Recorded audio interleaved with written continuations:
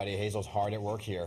I give up already. I've had one on my desk for 11 years at PIX, never been solved. The Rubik's Cube, invented in 1974 by Erno Rubik, a Hungarian architecture professor. Nearly 50 years later, the best-selling puzzle has stood the test of time. And this weekend, Professor Erno Rubik is coming to New York City this Saturday morning for a special event with kids at camp in Columbus Circle.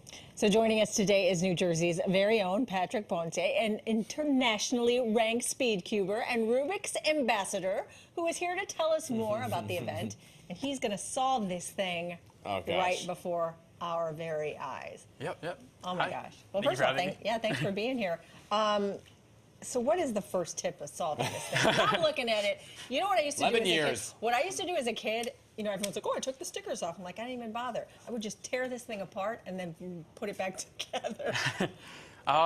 Really just make sure you have the time. Yeah. Because once you start, you can't stop until the thing is solved. It's kind of like, you know, you got to make it your mission that you really want to complete it, or else it's never going to get done. Okay. I've been fascinated by these because how does one get into cubing, and then how do you realize you have a knack and talent for it? So for me, I just really got interested in it because one of my cousins could do it. Okay. She could solve it maybe in like 2 minutes or something. Okay. But I was just fascinated and captivated, and maybe a little bit jealous that my cousin could do it, and I couldn't. And got in there. You didn't want to be outdone. Made my parents get me a cube, and I actually just looked it up online, a video, and then just followed the steps, and now we're here. That was when I was 9 years old, and I'm 29. Is that what I should have done all along?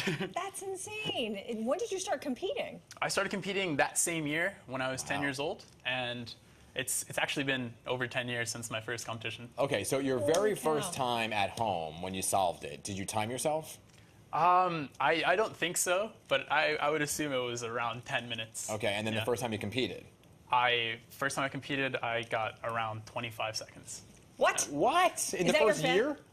Yeah, that was probably around like 6 months after I started. Is that your fastest, or do you have, what is your fastest? Oh, my fastest time I ever solved it in competition is 4.2 seconds. I'm sorry? And that wait, how do you even move it in 4.2 seconds? Wait, say that, wait, really? 4 seconds, yeah. Oh my gosh, and I'm assuming you've won several competitions. In 2019, I won the U.S. Nationals. You should be proud of that. Yes, no big deal. Yeah, I won the U.S. Just this year, I was in Toronto for the North American Championship, where I placed second, and in Copenhagen, Denmark, where I placed first at the European Open. And now there's like a world competition too, right? Yeah, they're just this is an even year. They're on odd years. Okay. So next year we'll be in Seoul, South Korea. You're gonna go? I'll do my best. Wow. Okay, we've got 2 minutes left with you. How fast can you solve this? Well, we'll see. I'm looking at it. I'm like, I can't forget it. He's gonna take it. All right, here we go. Whenever you're ready, you can give me a countdown. Wait, hold on a second. Let me get my stopwatch ready. Hold on. This isn't unofficial because my stopwatch is. Oh wait, this is the calculator. Okay, hold on. Ready? And where is it? How do I get to the stopwatch? Oh my goodness. They're timing it in my ear. Ready, set, go. Got it. I got it. Oh my gosh. Look at this. Stop it. Crazy. There you go. Oh my gosh! Wow, that was 8 seconds. 8 seconds. That's insanity. So so what do you do? Like, I saw you kind of just glance it over. Yeah. So let's say I have a nice scrambled. Yeah. Really, what I'm looking for is kind of the easiest side to start on. I can solve on any color, and what I'm looking for is when I start, just these 4 pieces around the center. That's gonna form a cross. So let's say I start on white. Okay. If I want these 4 pieces to be solved, I can't really put into words the intuition or anything, but when you're done, it'll look something like this. Oh, okay. With the cross. And then what that does, if you flip it around, you have your last side and kind of this. So these little slots that you formed, you got to fill those in so that, look at this. A few years, got it like that. Yeah. He's like, meh. And then you just have your last side, and that's done 2 steps. So this is going to be yellow, and what you're going to do is put all the yellow on top using just a sequence of moves that you memorize.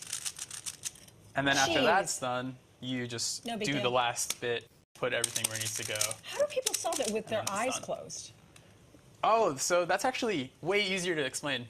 We'll do it in the Believe it or break. We'll do that in the break. It is amazing. You are quite the talent. Yeah, congrats. Thank you so much. Thank you for coming in and explaining it to us. We're gonna spend the rest of the day trying to solve it, so we'll take 24 hours. Or more. I'm just going to tear Good luck it this apart weekend, too. Have fun. Yeah, thanks so much. Yeah.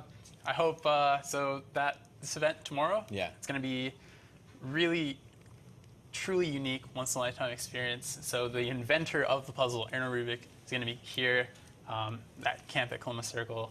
Where a lot of people like me, a lot of fellow Speedcubers, a lot of other Rubik's Spin Master ambassadors, we're going to be kind of there giving tips, just kind of celebrating the puzzle. Yeah. He's going to be giving a talk, and tickets for this are available. They are limited though, so you know, be sure to get on that. Yeah. And you can meet this guy too. Yeah, Patrick Ponce, thank you so much for coming in.